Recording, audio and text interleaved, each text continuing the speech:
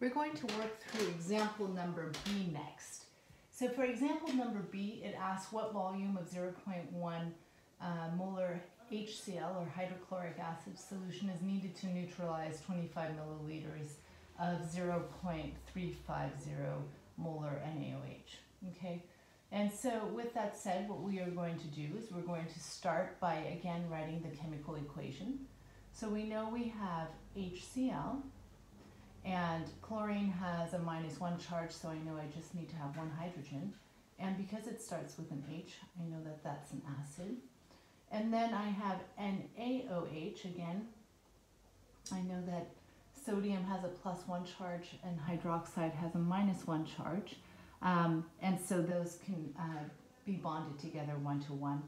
You'll notice that both of these here, the OH ending tells me that it's a base, and because of the sodium, I know that it's going to be an aqueous solution. And anything that starts with a hydrogen or is bonded with hydrogen is an aqueous solution.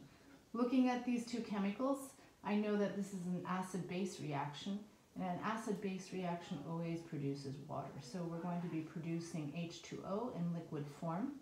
And then we're going to be producing what we call a salt, which are whatever ions remain from a water, from a acid-base reaction. So in this case, it's going to be NaCl, and that is again a 1-to-1 bond because of the plus and minus charge, and that's going to be aqueous.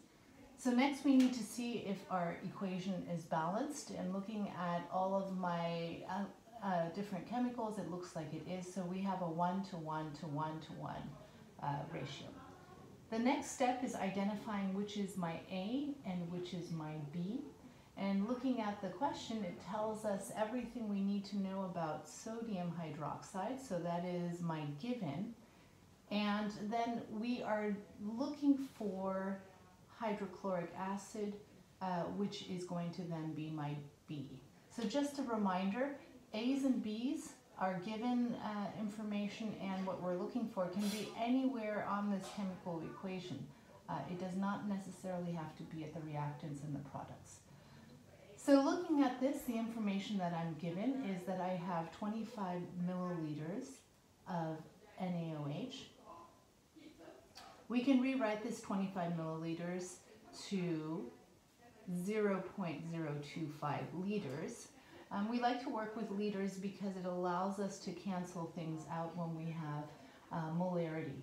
I'm also told that I have 0.350 molar solution, which I can also write as 0.350 mole over 1 liter. The reason that I like writing it this way is that it allows me to perhaps cancel things out. For hydrochloric acid, it's asking me what the volume is, so that is our unknown, but it does tell us the molarity. The molarity that we have is 0.100 molar solution. Again, we can rewrite this as 0.100 moles over 1 liter. So, next step in all of this is finding the schematic that allows us to get to volume.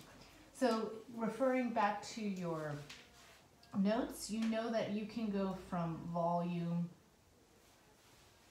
A to molarity A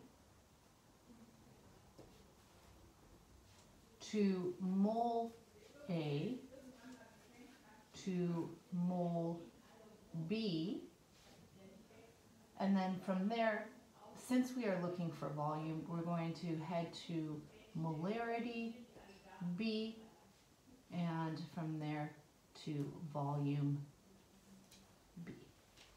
Okay. So now that we have our schematic, what we're going to do is we're going to continue on using dimensional analysis. So our A mean tells us that we have 0.025 liters of NaOH. All right, and so from there we want to get to molarity, so we're going to use our 1 liter of NaOH over 0.350 moles of NaOH. This allows me to cancel out my liters, and I now have my moles of A. So now I need to look at the ratio or relationship between A and B. Looking at my chemical equation, it looks like I have a 1-to-1 ratio, which means that for every 1 mole of NaOH, it requires 1 mole of HCl. And that allows me to cancel these out. So my next step now is that I need to use my molarity. Now this is an interesting sort of trick. Remember that in terms of any sort of conversion factor, the conversion factor can be flipped over. We can say that a 0.100 mole, molarity is 0.10 mole over 1 liter. We can actually also use this conversion factor of saying 1 liter contains 0.100 moles. They both mean the same thing. Mathematically, if I didn't have these units here, of course these numbers would not be equivalent to each other. But because I actually do have the units, just like 60 minutes is 1 hour, and 1 hour is 60 minutes, they mean the same thing. It makes no difference on how to write them. And so for that reason, I'm going to use that strategy that we use in math to actually cancel these out. That means over here, if I use this conversion factor, it's going to inevitably get me to volume. So for that reason, in terms of using the 0.100 molar solution, I'm going to manipulate it so that it has 0.100 moles of HCl as the denominator and 1 liter as the numerator.